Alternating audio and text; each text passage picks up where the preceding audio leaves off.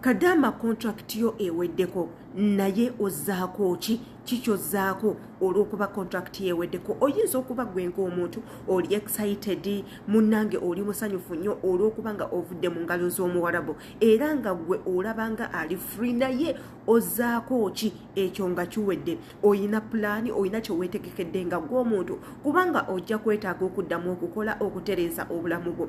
Ekyo nno ekibuuzo kivudde ewa mwana muwala Muna 256 avuddeyo n'akola akatambi ng'agezaako okubuuza mwena bankuba kyeyo kikye muzzaako bw'obanga omazeeko contract yo igwenga housemaid. Akatambi kaneno tugenda kukasaawo mu kawulirize bulungi nnyo. Osanga mu katambi kaneno ogenda kubaamu ebintu by'oyiga. Wano nno mwana muwala awadde experience ye biki bye yayitamu nga ali mu ggwanga yali azze okuba ekyeyo nga Kadaama n'ababuulira experience na kiki ekyaddako kye yazzaako ng'amazeeko contract. And of course nga bwe nsiba mbagamba nti nze sigenda kuwa kweyanjula yenze Shila Adita abaterayo updates era ne tubagamba nti updates zino toyina kubanga ozisubwa kubanga mulimu ebintu bingi nnyo byoyina okuyigirako byoyina okuyiga okumanya okulaba mwe muli okuwabulwa mwe muli okusomesebwa mwe muli inspiringa motivatinga okukuzaamu amaanyi. Era ne mbagamba eti nno igwe weka eya subscribinga kweno YouTube channel yange gwogenda okubanga ofuna updates zino wabula gwe ata subscribinga muganda wange ogenda kubanga obisubwa. Kola ekintu kimu kyokka bwe kityo kyalina obudde ekigambo we kiri kyeyambise kikwate mu subscribe akade wekali awo waggulu kakwateko akono kamakulu nnyo. Buli video yonna gye tuteekayo egenda kubanga ekutuuka ku wabula nga ate ebyo byonna nga bikyali awo okomentinge tumanye ki kyolowooza ku butambi bwe tutaddeyo.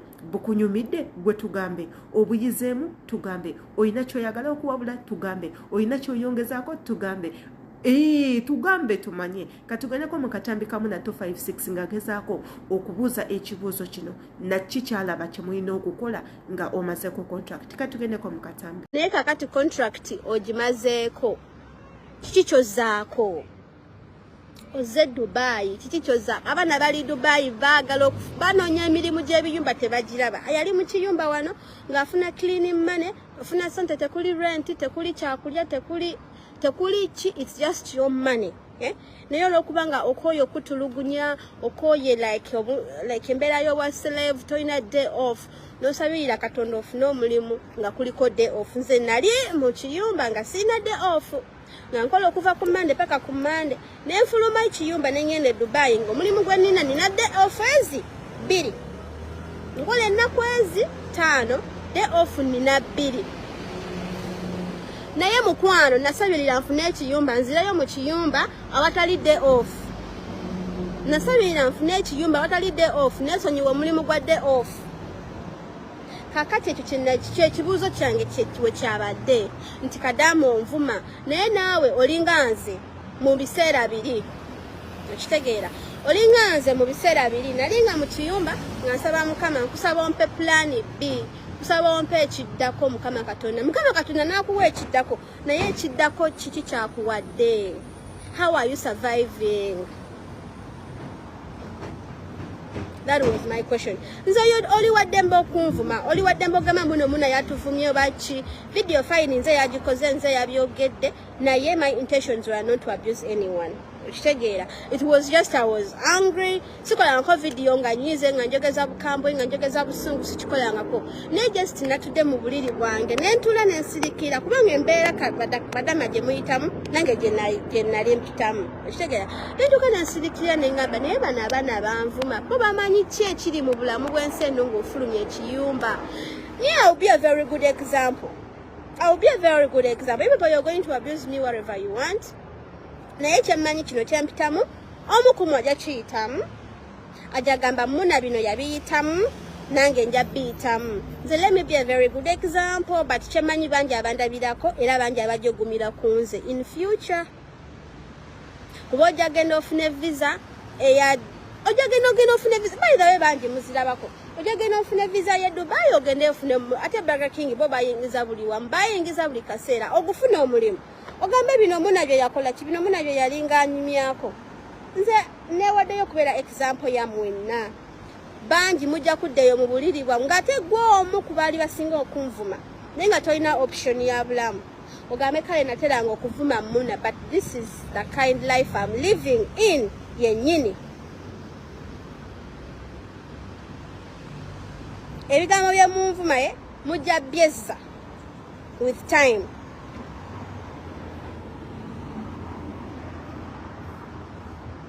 Omuntu ali ogwo no nze okola live okwenyonyolako kubanga wovuma bakadama like ensi yonna ebejja kwetika kubanga bakadama be basinga okubeera ku media kuno, be basinga okukozesa wifi, be basinga okubeera ku internet.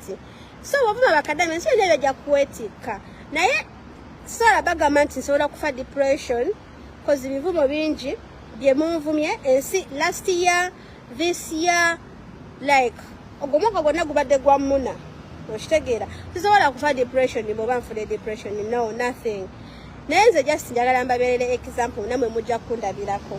Mujja fuluma eyo gye muli nga mwebuza ekiddako otuuke mu bulamu bwewabweru nga toli mu kiyumba mukwano ng'onoonya survival, ojja noonya survival nze nkubuulira. Akatambi ako kavudde ewa Muna 256 Mami London bwavuddeyo n'atubuuza ebigambo wabula ate mu katambi ako kabaddemu message eyeetonda n'okwetonda nga yeetondera mwena abanyiga be yanyiiza nga akoze akatambi akakwatagana ku bakadama. Tujjukire nti Muna 256 yakolako akatambi akakanga, akatambi kaneeno munnange kaluma nnyo bankuba kyeyo bangi nnyo, abamu ne bamuviiramu okubanga batandika omukolako ataka ne bamuvuma ne bamugamba weewanikira bwerere kuba naye wali kadama, wali mwozi wa bintu ng'okutta toilets ngaffe, olowooza olw'okuba oli London, olowooza munange wakikuba nnyo, olowooza oli wa bbeeyi nnyo, weetwala okuba owa waggulu nga tolina kyoli ffe tukuvudde kyoli. Bamuvuma ebigambo bingi nnyo omukazi wattu, naye ate ng'ebiseera ebimu tomunenya.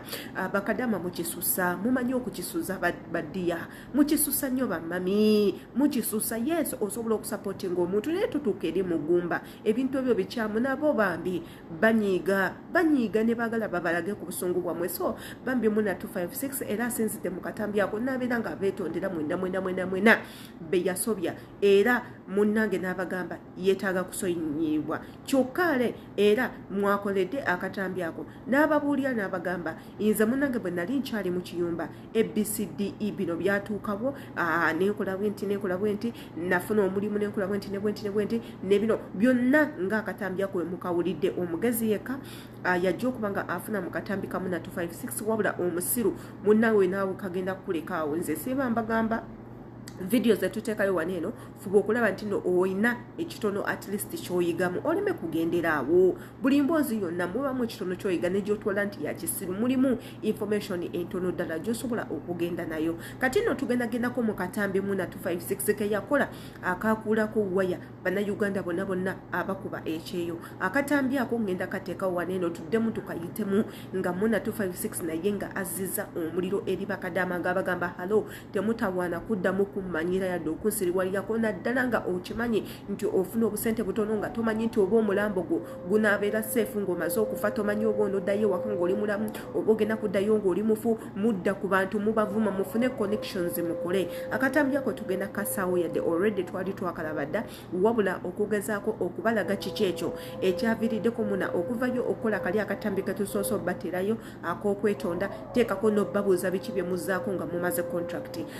Tugenda kubanga tukateekawo waneeno mukawuliriza ate era neeyongera okubajjukiza nti nno gwe wekka eyasubscribinga gwogenda okubanga otuukibwako obutambi buno, gwe ate subscribinga bugenda kubanga bukuyitako ate era ng'omisinga ekintu bingi nnyo. Kyolina okukola kiri kimu, gwe subscribinga, kwata ku kade videos zirabe, zirayikinge, commenti nga tumanye ekikyolowooza. Katugendeko mu katambi ako akaleeta ebizibu mu bulamu bwa Muna. Katugendeko mu katambi.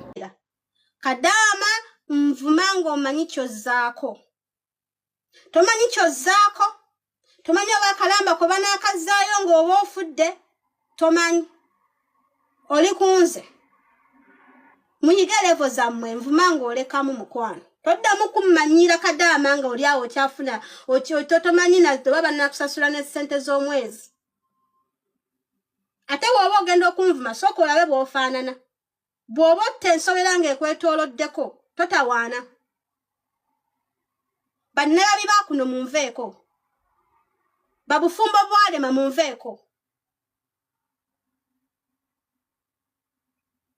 Babufumbo bwalema munveeko. Kubanza sibangayo ne mbagamba nti ndi single. Oba single nensibu tabubaluma munveeko.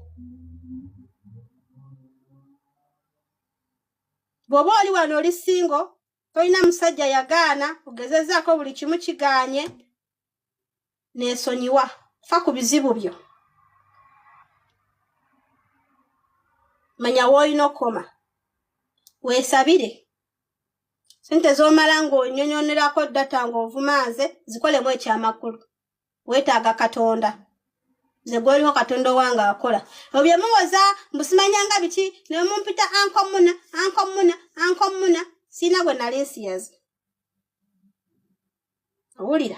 This is my life. I choose to live it wherever I want. If I decide to be wherever I am, that's me. Munveeko.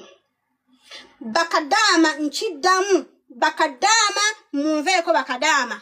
Simu abasoso kuuta toy. Simu abasoso kuuta toy. Toy.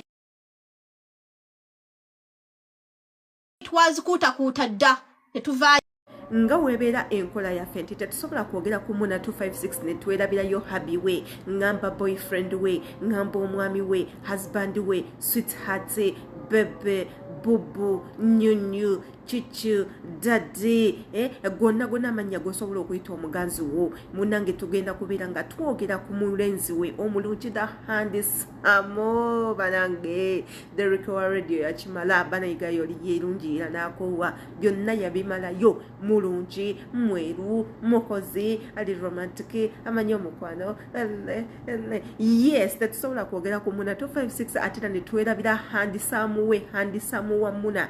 Tugamba Derrick wa radio omulenzi akyasinza okwagalibwa abawala ku mukutu gwa internet olw'okukola obutambi bw'omukwano obukwata ku mutima, nakugamba kwata wano, nakugamba zza wano, omukono guteeke wano, guteeke eno, guteeke wali, oyo gwe tugenda okuba nga twogerako. Anti mwana mulenzi oyo yavuddeyo naye n'abeera nga ataamukira eggwanga Uganda muneno nga mwe muli omukulembeze yamwogeredde ebigambo bingi nnyo, n'amukolera akatambi akatambudde ku mikutu gya internet ne kaleka abannayuganda nga bagamba he olaba n'ono omulenzi avuddemu ekigambo. Osanga bambi ku mbeera egenda mu maaso wabeerewo ekikolebwa, wabeerewo ekikolebwa. Olaba Derrick wa radio ayogedde tatera kuyingira mu nsonga za bufuzi, tayogera ku bintu bigenda mu maaso, akola bintu bye nga y'omuntu ebimusanyusa, tekako n'ebisanyusa baby we, girlfriend we. Naye olaba ayogedde munnange ekintu kigenze wala akatambyako. Munnange naffe tugenda kuba nga tukasharinga waneeno, naffe tukawulirizeeko ng'abannayuganda tumanye empulira ya radio ya Derrick wa radio. Golowooza Derrick wa radio ebintu byayogedde mu kana akatambi birimu amakulu oba nedda? Tugenda kubanga tuwuliriza akatambi kano, wabula nga yagambye eryo eggwanga bw'oba ofunye akadde dduka ate w'olidduka mutokomawo, kubanga si it's not a better home for any Uganda. Ni mudduke muveeyo weririterera mulikomawo. Katugende mu katambi, temugaa nti no bigambo byange. Katugendeko mu katambi ka Derrick wa radio ate era tukomewo gwe twekumireko. Mbu bw'oyogera bakutta, bw'osirika bakutta. Oguninyoko nze nga wendi. Bannange tukkirize omuntu asirise mu ggwanga nga Uganda alina chances z'okuwangaala nyingi okusinga oyo abikkudde akamwa newe kiteetaagisisa. Ndi omu ku bantu abasalabo okwabulira eggwanga Uganda, era ng'omulimu gwe twasigaza kusabira abo abagumu abaalisigalamu. Eggwanga ery'omutugumbuzi, eggwanga ery'omutemu, eggwanga ery'omusajja omubi ennyo akozesa emmundu ng'ekyokuzannyisa. Olaba agitunuza mu babe. Kati gwani mazima ddala. Bannange afunye chansi yenna ey'okudduka mu ggwanga eryo, totunula mabega. Ze mbabuulira okuleka oyo anaasobola okwefuga n'okufuga omumwa gwe. Bannange abalwanirizi b'eddembe, bannakamwa ne bassekamwa, tukoyezi rest in peace. Tukoyezi rest in peace. Eggwanga lye mulimu teriri safe, teri ali safe. Nze mbabuulira teri muntu ali safe.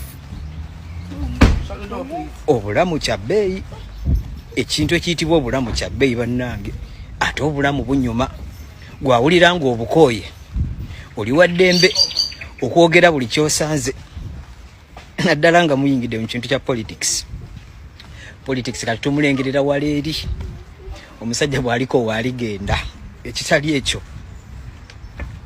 We are here enjoying life.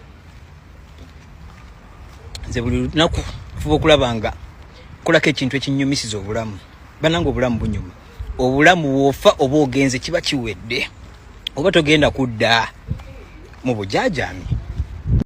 Oyo ye handsome wamu na 256 Derrick wa radio munanga Katambi ako mukawulidde bulungi atera nga asubira mwabadde mwakalabye kodda nga mwakawulidde kodda kubanga ku mikutu gya internet kwekali atera kikatambula akatambi kaneno nange kantuseeko nga bwedi enkola yange nti obutambi ng'obwo obulimu amakulu nze adita sibuyitako lwansonga mba nina ekitono kye nnoonya okumanya w'oba olyawo nga endowooza y'abantu ng'abantu ebintu babiraba batya nga nze wembiraba we babiraba oba bo babiraba banga besulise munanga ate wenalabye akatambi ako aka Derrick wa radio the handsome guy on planet nengamba tuyina omuntu alowooza nga bwendowooza kubanga Derrick trust me yasomye omutima gwange n'ebirowoozo byange munange nayogera ku ebyo ebyabadde nze binnemye okwogera era nakubiriza abannayuganda n'abagamba yes yadde however much ntero gye tuli tetufunayo mirembe naye it's better novaayo ate eri gy'olowooza nti gy'ogenda okuttibwa n'ojjeeno n'otuuya na butuuya nnyo okukola sente nga kyeweeraliikirira naye nga teweeraliikirira kufa